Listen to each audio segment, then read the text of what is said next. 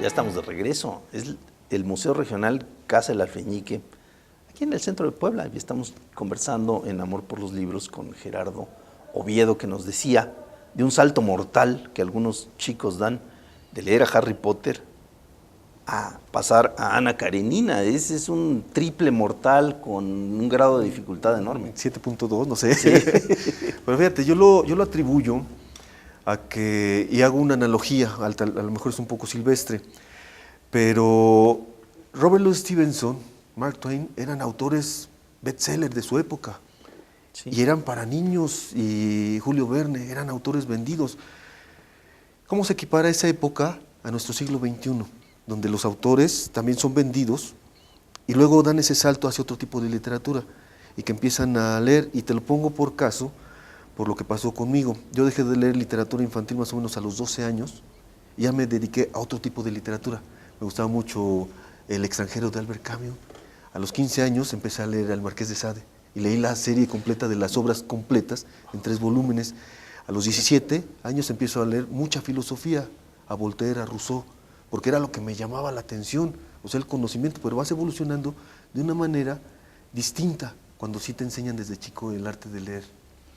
Sí, claro, aunque hay libros también que son casos excepcionales, porque hay libros que son exigentes porque piden una información que quizá el joven todavía no adquiere, las herramientas que todavía no adquiere, escolares me refiero fundamentalmente, o de vida, de experiencia vital, para entender, por ejemplo, una novela existencialista como El extranjero, ¿verdad? Pero bueno, está muy bien. Yo creo que también una parte de ese brinco que ahora no dan los escritores es por la existencia de otros medios, además de la literatura. Es decir, ¿por qué antes eran escritores populares? Porque no había cine, y no había televisión, y no había internet, y no había películas sobre las novelas que escribía Mark Twain. Claro. Ahora he visto un salto cuántico, si se me permite ese término, un salto con respecto a las generaciones actuales. Sí. Los que nacieron hace, no antes de Cristo, sino antes de la computadora, tenían más dificultad para escribir, para la comprensión de la palabra escrita, que los que ya utilizan los medios de comunicación como son Internet.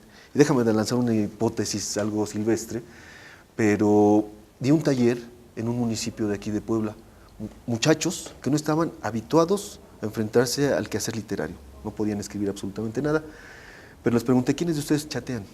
Todos levantaron la mano. ¿Quiénes de ustedes tienen Facebook, tienen Twitter? Todos levantaron la mano. Órale, vamos a escribir. Porque las herramientas de la palabra escrita a través de los medios electrónicos, estos de Internet, es fundamental. No importa si el código es distinto, pero si te das a entender, está funcionando. Claro. Entonces salieron unos cuentos maravillosos de los autores entre 13 y 17 años.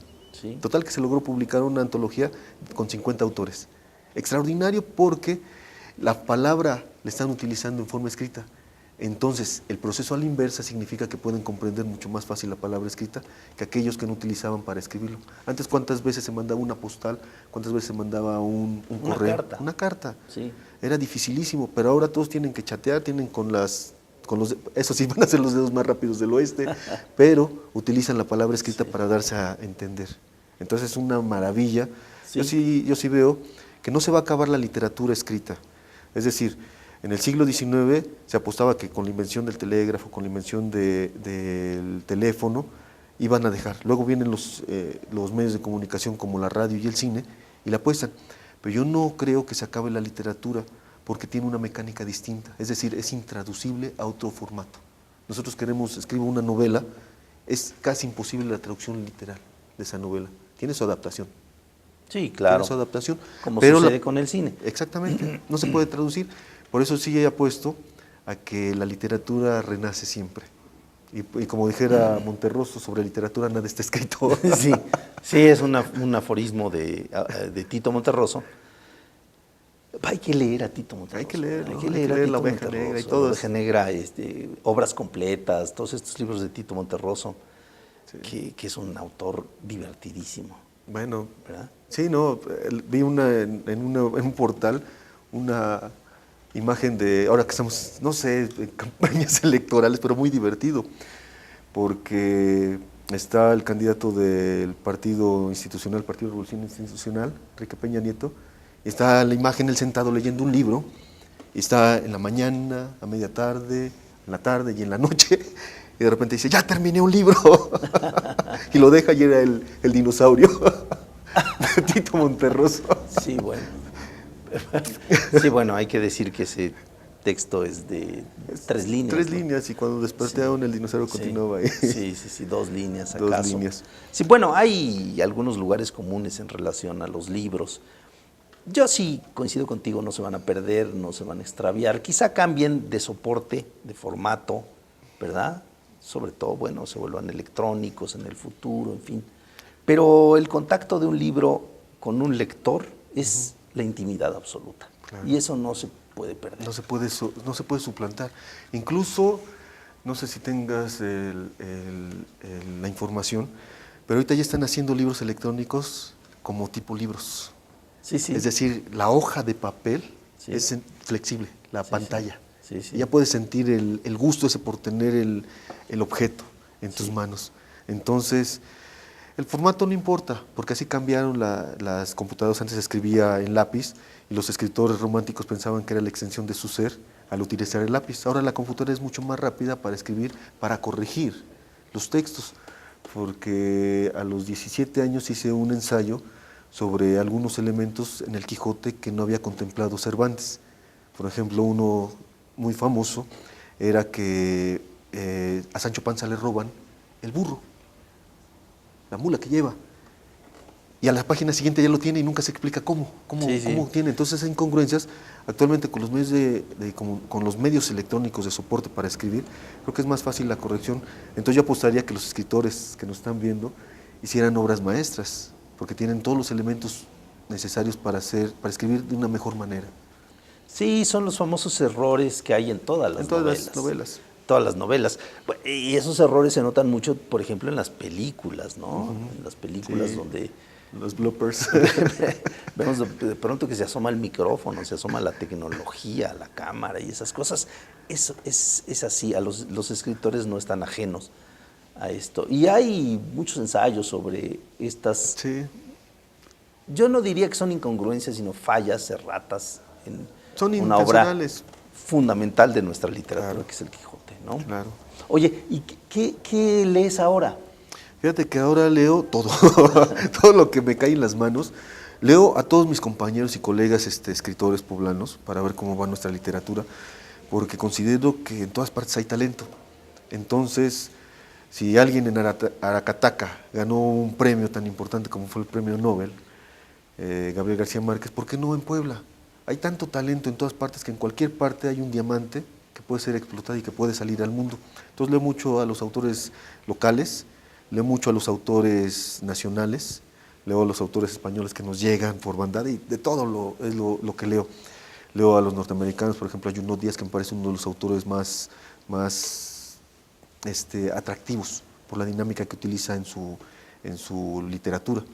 Pero a los autores locales he descubierto grandes joyas de autores que desde este momento, a través de los medios de comunicación, ya no somos la rémora de las corrientes estéticas que sucedían en diferentes regiones europeas. Por ejemplo, el eurocentrismo del siglo XIX o de principios del siglo XX. Ahora estamos a la distancia de un clic y podemos saber cuáles son las corrientes estéticas que está sucediendo en Japón, en Taiwán, en las grandes capitales, incluso lo que está sucediendo en el Distrito Federal, porque ahora ya no es necesario irse al centralismo, porque ya todos somos periferia. Ahora el escritor está en Nueva York, también es un escritor periférico. Es lo que considero. Fíjate, ya se nos acabó el programa, Gerardo. Yo te pediría, para finalizar, que nos ayudaras a recomendar un libro. Siempre terminamos con una recomendación. El libro que tú pienses que los televidentes que nos hacen el favor de estar con nosotros no se deben de perder. ¿Qué les recomendarías? Pues les recomiendo a mis amigos. Hay un libro de una autora mexicana que se llama Mónica Beltrán Brosson, que escribió un libro casi medio año, que es extraordinario para los niños. Es un libro de una editorial española que se llama SM, fue ganador del premio Barco de Vapor en 1996, y es un libro iniciático. Es para que los niños tengan el hábito de la lectura. Muy bien. Y ¿Cómo se desde llama el libro? Casi medio año. Casi medio Casi año, medio está año. editado en... En SM, Editorial SM. Y la autora es... Mónica Beltrán Broson. De ese en 2007 le hicieron 150,000 ejemplares. Mira nada más. Eso es un bestseller ese. Se Sí, lo sí, llevaron sí. a España, se lo llevaron a Italia, a Inglaterra, al Reino Unido. Fíjate. Pero es un libro muy bueno para iniciar a los niños, porque creo que el principio fundamental es que a los niños se les enseñe el hábito de la lectura. Muy bien. Para salir todos los países que quieren ser algo, defienden su arte porque es un factor para defender la soberanía nacional. Exactamente. Entonces, Bueno, pues muchas gracias No, a al contrario. Gerardo Oviedo por haber estado esta ocasión con nosotros en Amor por los Libros. Muchas gracias al Museo Regional Casa del Alfeñique por darnos esta oportunidad de visitar su sede.